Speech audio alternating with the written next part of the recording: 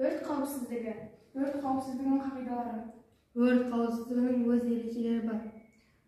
Жоғарғы қуат бірнеше құрылғыларды бірге қоспаңыз.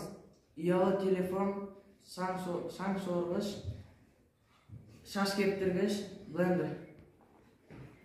Өрт кішкентай болса, оны кранмен немесе дымқыл трактормен өшіруге тырысыңыз.